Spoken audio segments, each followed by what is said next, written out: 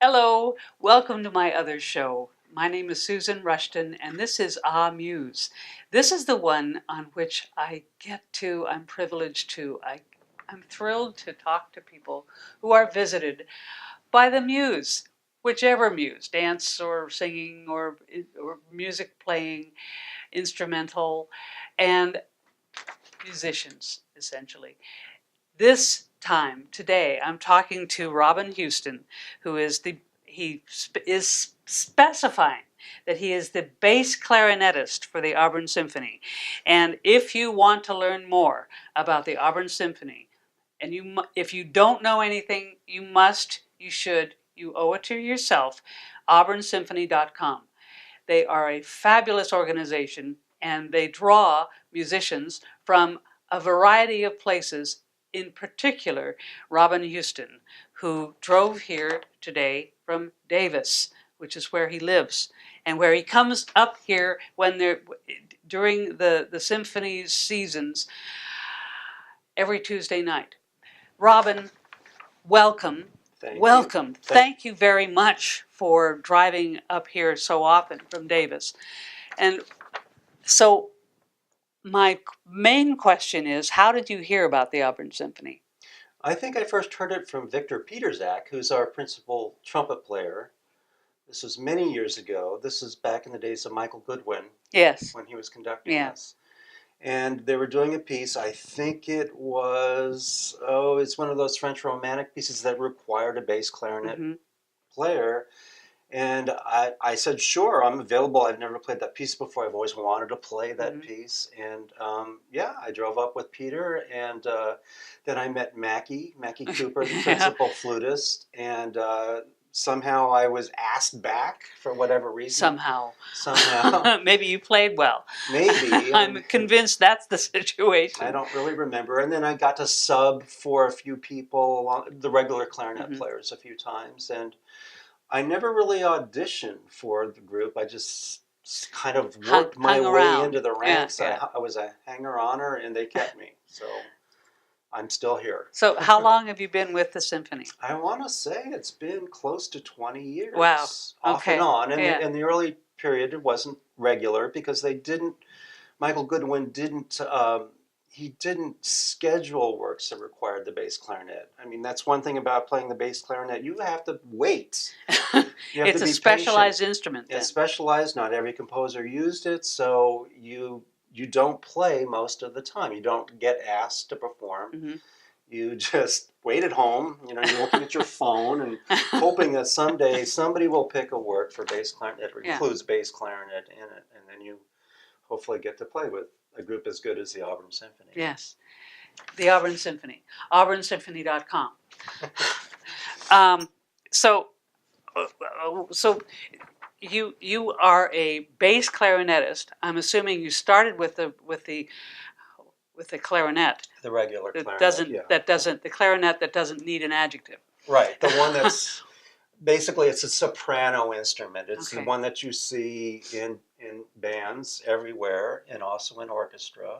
This is one of the last woodwind instruments to be included in the orchestra. It was only invented around 1700 and got used after that. But before that, the orchestra consisted of flutes and oboes and bassoons, the other woodwind instruments in the modern orchestra. But the clarinet didn't come around until around 1700, didn't get fully used until the 1750s or so. And then Mozart really developed it as a full-fledged orchestral instrument. That kid. So why do you play the clarinet? Why Oh do you, gosh, why woodwind? you know, because I started Because. early, I can't say that I wanted to play that instrument from early stages. It happened by accident. I was growing up in New York. My dad worked for Pan American Airways, you know, at JFK. We lived out on Long Island, and it just happened that our next door neighbor was a clarinet teacher. Mm. My mother started me off on recorder, a little, Yeah. you know, just the soprano recorder, and I guess she thought I was good enough to be a musician of some sort. And it just happened that because of the convenience of him, my teacher, walking across the lawn to our house, Mhm. I started studying the clarinet. I Okay. think that was in fifth grade or so. Yes, that's the age. Yeah. Yeah. And it took, my first clarinet was one of those metal ones Mm. that they used to use in military bands back then. Okay. Very rugged instruments. You could Yeah. drop it and just dent it, and it wouldn't break. Go through Very bombing and great, it great wouldn't for break. a kid to Yeah. start with. Yes. And so you continued playing the clarinet. Have you ever Right. played anything else other than the recorder? But not until late in life. I think I was in my 30s when I decided That's that. really late. Yeah, it was pretty late when I decided early 30s, that the clarinet repertoire, I told you, was invented in 1700, so there wasn't much music written for it at all in the Baroque period. Mm. But I decided Baroque music is pretty great, you know, and even before that, Renaissance music is really wonderful too. And that's when I decided, well, if I can't play the clarinet, there's no repertoire of music, I better try some other instruments. And then that's when the recorder, I took up recorder seriously at a later stage, Mm. took lessons, and then I decided I'd like to play some of the double reed instruments. And the For first example? one, yeah, for example, the shawm. Okay, the shawm is the instrument that came before the oboe. It's a double reed instrument. Is that SHAM? There's a W, See? SHAWM, Okay. shawm, and it comes in different sizes like the clarinet family.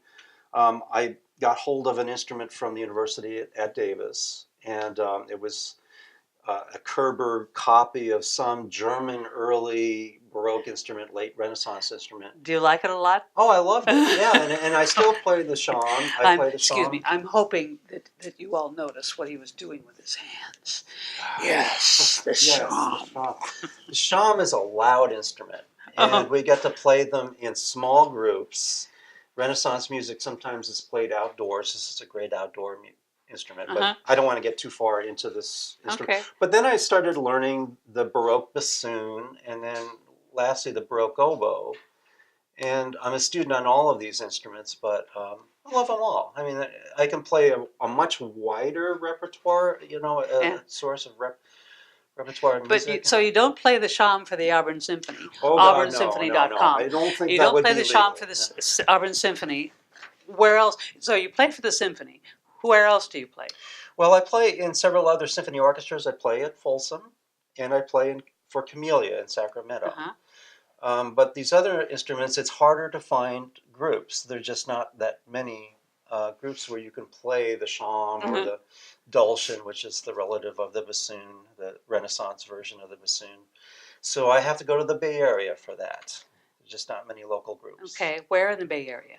I play with a friend in Richmond, and she has other people that come from the Bay Area, and then we perform sometimes for the Berkeley Early Music Festival. And we're doing a concert coming up in April at a church in Berkeley. Berkeley Music Festival. Yeah, it's one of the two big early music festivals in the United States. It alternates with the Boston Early Music Festival. And we have a really good time playing music of the 16th century. Totally different than the Auburn Symphony, but you know, it's something that I do. Not many other people around me like that music, but Really? I'm kind of strange that way. I like to go earlier as well as later. Okay. So. Okay. And the clarinet is not what you can use for that time. Because it's too new. It's too new. Okay. So you're a man of many well ages. I guess so. I mean, My friends, they turn their noses up at Renaissance and Baroque music. That's okay. I've gotten over You know, that. if you guys don't want to play with me, I can That's find right. other people. Right. Okay, so let's. Do you have a regular, ordinary, basic, unbass uh, clarinet here today? Okay, so the B flat clarinet is just a straight stick. You don't need a bell at the end because it's not going to hit the floor, and it doesn't need a neck because What do you mean you don't? it's short enough. Well, I'm seeing. Well, Oh, bell. the Okay. turned Okay. up bell. Okay, so the Is bass this high clarinet. enough? Okay. Okay, I don't know if that is visible, Yeah. but Bell. All right. to get all of the instrument in a usable space, there's a turned up bell at the end, and then a neck with a crook in it. That A neck well, with a it's crook in bent it. here Wow. so that you can.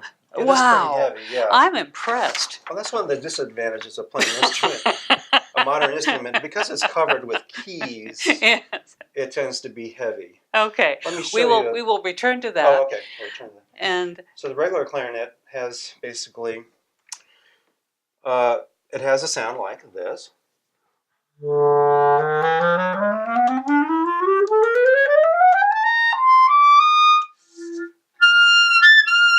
That was a squeak at the end, but also known as a harmonic.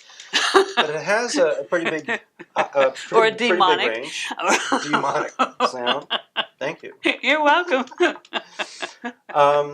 So this is a good instrument. Yes. I mean, this is. How long have you had this particular instrument? This one probably 15 years. Okay. They have a lifespan of between about 15 years and maybe 20 years. So all right. it's about Where time. did you get it?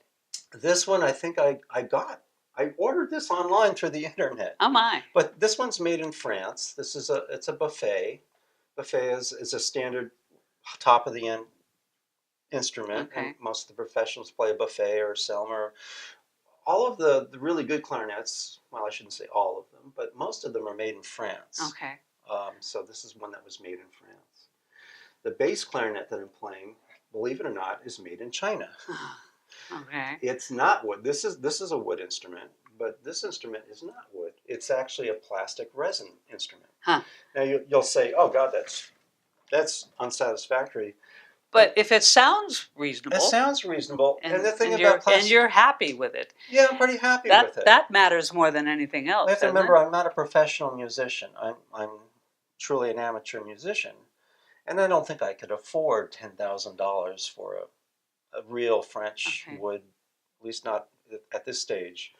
The advantage of plastic resin is that it's durable. You can leave this outdoors, not literally when it's raining, but because of its the plastic nature, it doesn't absorb moisture, and moisture is the clarinet's enemy, or any wood instrument's enemy, because during the heat cooling off period, you get expansion and contraction, and that can actually cause the wood to crack. During the performance.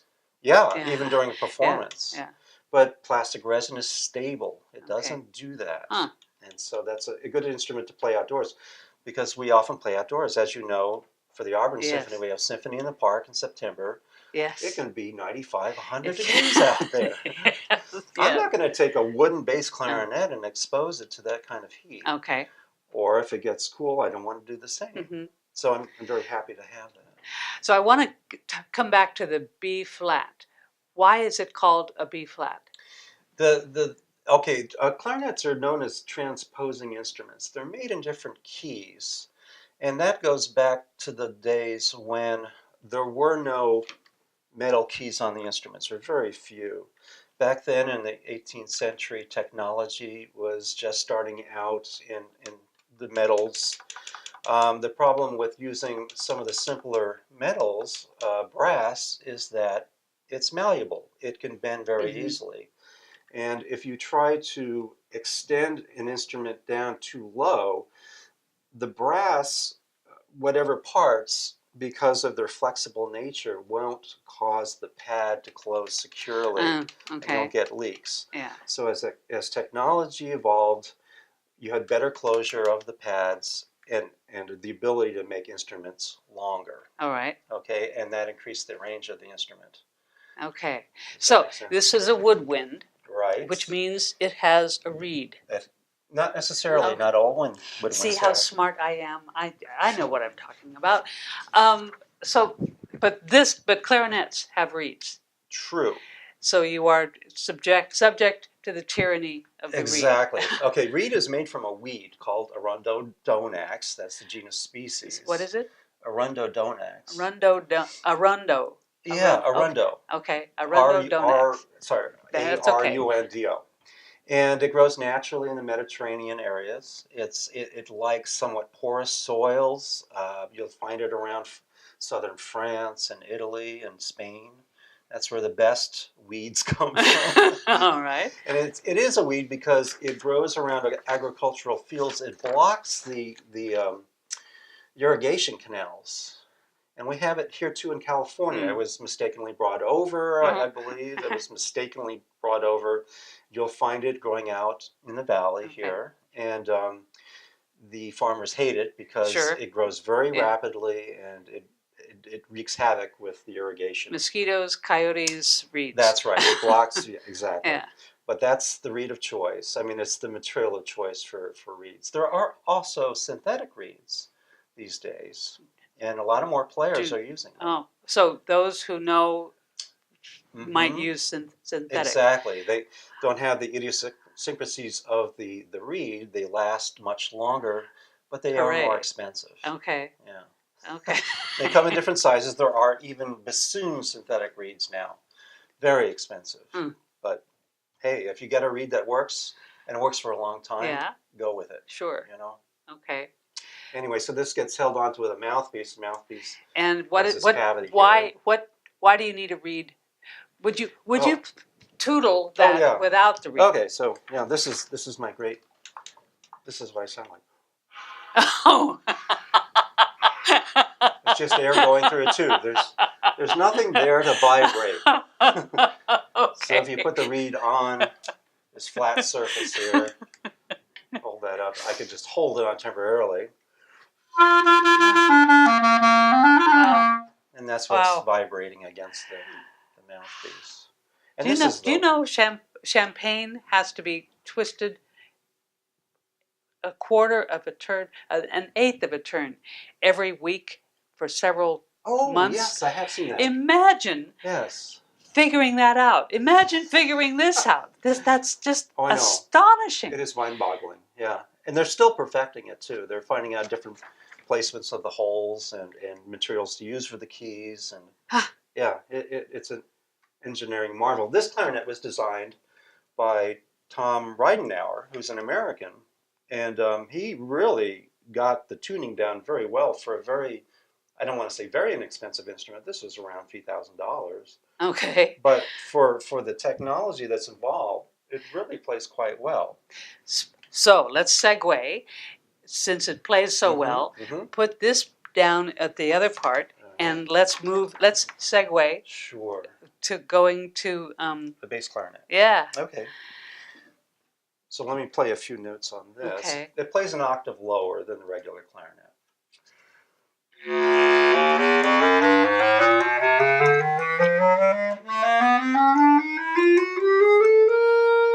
And then getting higher than that, it's going to get rather iffy. Okay. And I want to read you a segment. A critique about the sound of it. Right. So here we go.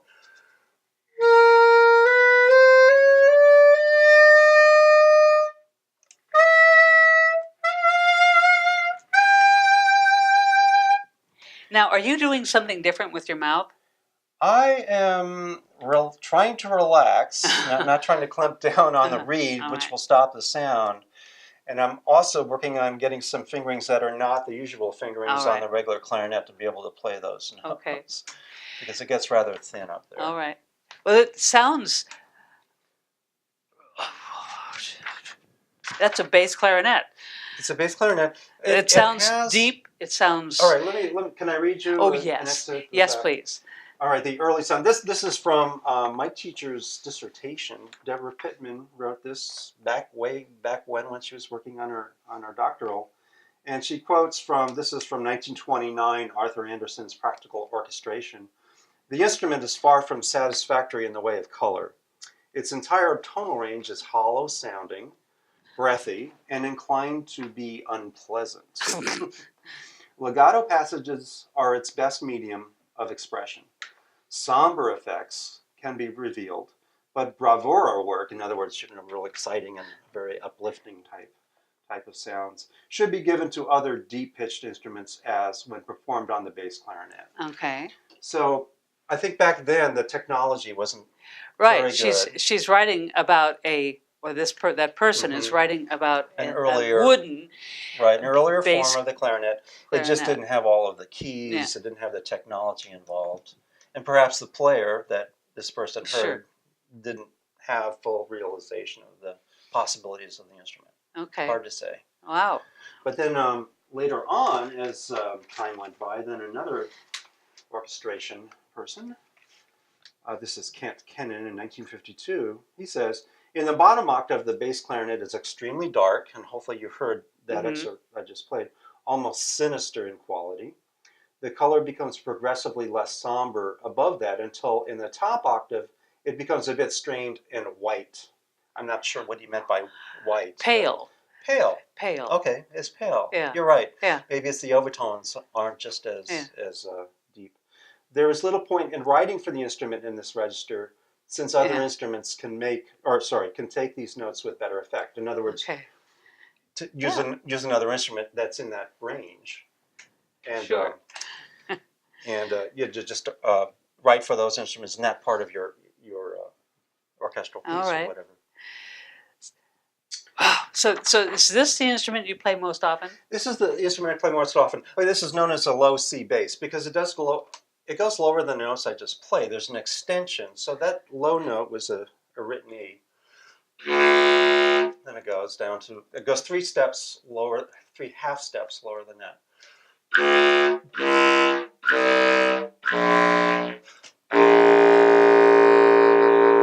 That lowest note is a low concert B flat, which is the lowest note of the bassoon. And so this instrument oftentimes can substitute as a bassoon, or at least double the bassoon full range, which is nice. There's another bass clarinet, the low E flat bass clarinet, which is not much shorter, but slightly shorter. Would you hold on to that? Sure. Let me just hold this up against. Bells up. There's a comparison. You can see that slightly longer. Yes. And it's the low end. You can see all these extra pads down here. Yes. That's what gives you those low notes. Yeah. Low C bass, and this is just a low E flat model. And this is the instrument that you probably would see in bands, because music written for bands doesn't go as low as orchestral music. Okay? Put that away. Now, are you saying that if you wanted this to go, the bass, the long bass to go lower, you could add parts to it? Add sections? Yeah. They're actually, getting back to the E flat model, you can take the bell off. That's this low piece here. And you can purchase what's called a quarter rechange, or an extra piece, to get those lower notes. Unfortunately, you would have to drill some extra holes up here to add the keys and make sure that the keys are stable. But there are instrument makers that actually do that, so that you don't have to carry around this big, heavy, low C bass all the time. But there are composers that really want to use those low notes, like Sergei Prokofiev and Maurice Ravel. They insisted on using a C bass so they could get those really low, grovelly, beautiful sounds. Okay. So you are an amateur musician, by which you mean you don't get paid?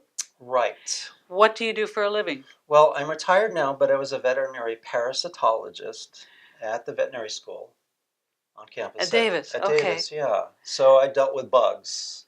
Yes. I worked in a lab where, I won't go into the gory details, but I helped to diagnose parasitic infections in animals. Okay. Something completely different. Yes. And so that's if you had wanted to be, could you have been a professional musician? That's a good question. I don't think so.